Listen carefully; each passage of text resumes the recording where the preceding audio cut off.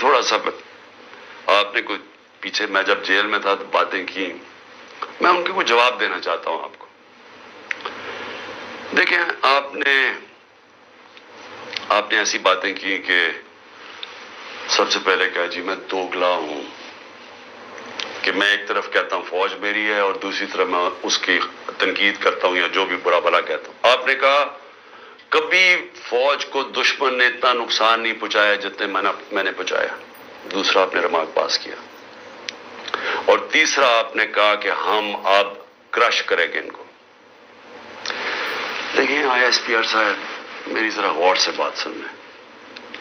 آپ جب پیدا بھی نہیں نہ ہوئے تھے تب میں اپنے ملک کو دنیا میں ریپرزینٹ کرتا تھا. میں نے اپنے ملک کا دنیا کے اندر سر اوپر کیا، عزت دلوائی اپنے ملک کو. اٹھا کے دیکھ لیں، آپ بھول گئے ہوں گے، آپ پیدا نہیں ہوئے ہوں گے، ذرا پتہ چلوا لیں کہ عمران خان نے کیا پاکستان کی دنیا میں عزت اوپر کی یا نیچے کی. اور آپ کو یہ پتہ ہونا چاہیے کہ جب وار آن ٹیرر ہوئی اور جو پاکستان کی مٹی پلیت ہوئی دنیا میں کہ ہمارا گیا جی فوج دوگلی ہے، کیونکہ تب مشرف کا مارشل لاء تھا، یہ ہمارے سے جھوٹ بولتی ہے، کرتی کچھ ہے کہتی کچھ ہے، ڈالرز ہمارے سے لیتی ہے اور دوگلی گیم کھیلتی ہے. ڈبل گیم، دوگلا تب نام استعمال ہوتا تھا. پاکستان کو ورڈ ہی دوگلا استعمال کرتے تھے، ڈبل گیم کا نام کرتے تھے. ذرا انٹرنیشنل میڈیا دیکھیں، کس نے اپنی فوج کو سب سے زیادہ جس کی حفاظت کی، کس نے اپنی فوج کے ساتھ انٹرنیشنل میڈیا پہ کھڑا ہوا؟ جب اسامہ بن لادن، جب وہ ایبٹ آباد میں جو وہ حادثہ ہوا، آپ کو پتہ ہے بیرون ملک پاکستانیوں کے اوپر جو گزری آپ اندازہ نہیں لگا سکتے. انہوں نے کہا ہمارے سے پیسے لے رہے ہیں اور اسی کو اپنے اکیڈمی کے پاس ایبٹ آباد میں پالا ہوا ہے. جو ہمیں ذلت ملی تب کون بولا آپ کے لیے؟ یہاں تو کوئی سانپ سونگ گیا تھا، یہاں تو آرمی چیف کے منہ سے چون نہیں نکل رہی تھی، یہاں تو کوئی بولتا ہی نہیں تھا، نہ پرائم منسٹر تب وہ گیلانی تھا نہ زرداری. 4-5 دن سناٹا چھایا ہوا تھا، وہ آ کے مار کے چلے گئے. ہمارے ملک میں دنیا میں ذلیل ہوئے ہم. میں بولا تھا، میں ساری جگہ اپنی فوج کو ڈیفینڈ کیا ہے. میرے 3.5 سال میں دیکھیں کہ پاکستان فوج کا امیج اوپر تھا یا نیچے تھا. ذرا اٹھا کے دیکھیں، آپ کے سامنے ہے وہ، کیا فوج کا امیج اوپر گیا یا نیچے گیا؟ فوج کو لوگ پسند کرتے تھے. جب ایک آرمی چیف نے میری کمر میں تو چاقو مارا، لیکن پاکستان کے بدنام ترین مجرموں کو آ کے اوپر بٹھا دیا، تو کیا میری وجہ سے فوج کو برا بھلا کہا گیا یا اس آدمی کی وجہ سے جس نے اس نے کیا سمجھا کہ لوگ یہ بتائیں نا، کیا لوگ چونٹیاں ہیں؟ کیا لوگوں میں عقل نہیں ہے؟ کیا لوگ بیوقوف ہیں کہ جدھر آپ لگائیں گے ادھر لگ جائیں گے؟ کیا لوگ 30 سال سے ان لوگوں کو نہیں جانتے تھے؟ اسی فوج نے، میں نے اپنے کانوں سے سنا ہوا ہے، جب مجھے ISI نے بریفنگ دیا کہ انہوں نے کتنا، اب سے نہیں 25 سال سے میں سن رہا ہوں کہ کتنا پیسہ انہوں نے چوری کر کے ملک سے باہر لے کے گئے کہ جی اب چائنا سے واپس آئے تو یا زرداری نے یہ ڈیل کی ہے تو فلانی پراپرٹیز. ہمیں جو انہوں نے پراپرٹیز دکھائی ہیں وہ اس سے اربوں ڈالرز کے اندر پراپرٹیز ہیں. اور ایک تو ہم کہہ رہے ہیں کہ اب جناب فیصلہ ایک آرمی چیف نے کیا ہے تو بھیڑے صاحب ادھر چلے جائیں اور اس کو کہہ کہ جی بڑا اب بہت اچھا کیا، اور اب عمران خان بولا یہ اچھا ہے. لوگوں نے نہیں تسلیم کیا. میں نے نہیں برا بھلا کہا فوج کو. جو آرمی چیف کے ایکشنز تھے اس نے اس ملک اس کی ہماری فوج کو برا کیا، اس کی وجہ سے ہوا، میری وجہ سے نہیں ہوا. اور یہ کہنا کہ یہ قوم ایکسپٹ کر جائے ان لوگوں کو، کس نے میموگیٹ کیا تھا؟ کیا حقانی نے جا کے امریکنوں کو نہیں کہا تھا جو کیس لگا تھا سپریم کورٹ میں کہ مجھے انہوں نے کہا زرداری کہہ رہا ہے کہ مجھے میری فوج سے بچا لو، امریکنوں کو کہہ رہا ہے، یہ میں نے کہا تھا.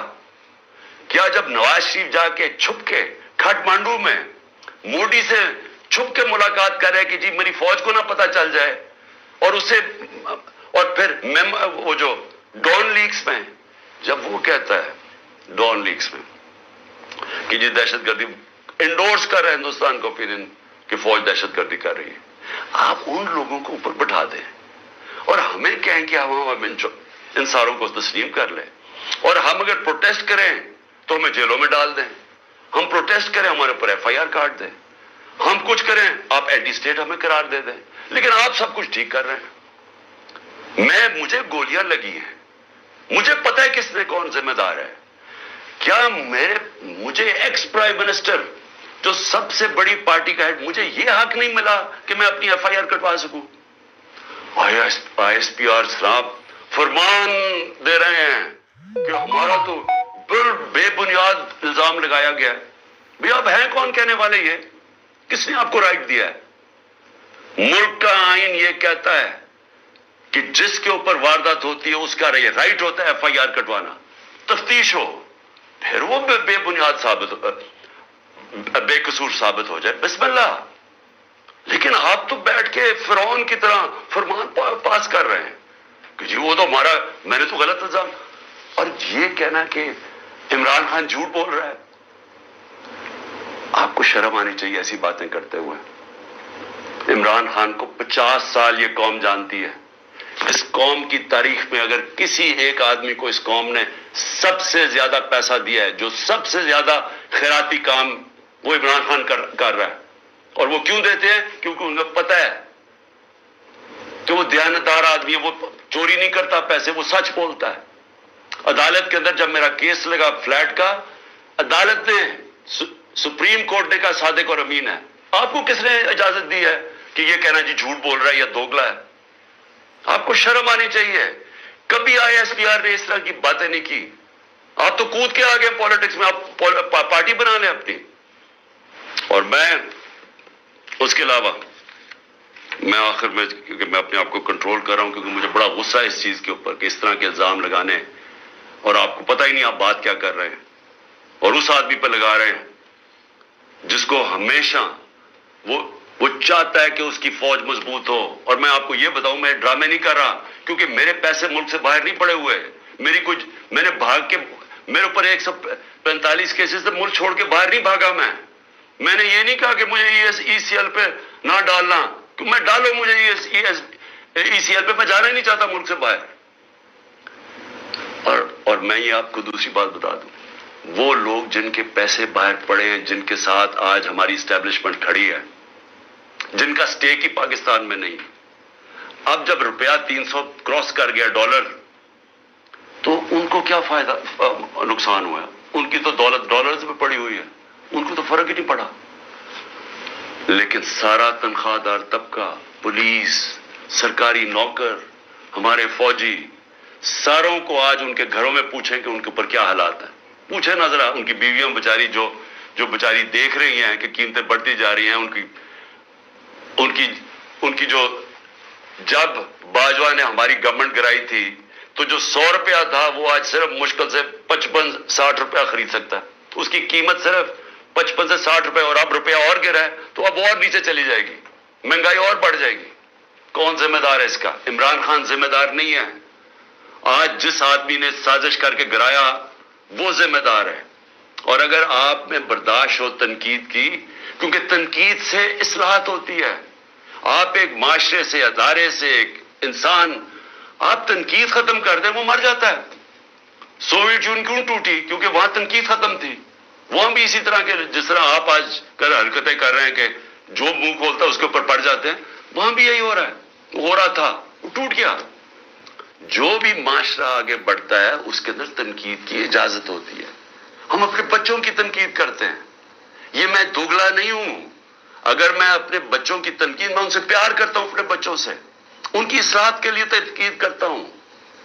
یہ کوئی فرعونیت ہی نہیں ہے کہ آپ، ہماری جرت نہیں، ہم کوئی آپ کی کمی ہے کہ ہم تنقید ہی نہیں کر سکتے، کہ ہم تنقید کریں گے تو جناب اب اینٹی اسٹیٹ ہو گئے، غداری کا پرچہ ہو گیا۔ اور دیکھیں ہو کیا رہا ہے، یہ جو ہوا ہے، کان کھولیں اپنے اور آنکھیں کھولیں، یہ ملک کدھر جا رہا ہے، جس طرف جا رہا ہے۔ اس وقت ہے آپ کا کہ اندر سے اصلاحات ہو۔ یہ ڈنڈے مار کے اور یہ ہمیں سارے پکڑ دکڑ سے کچھ نہیں ہونے لگا، کیونکہ اسی طرح کا کریک ڈاؤن ایسٹ پاکستان میں بھی تھا، کچھ نہیں ہوا۔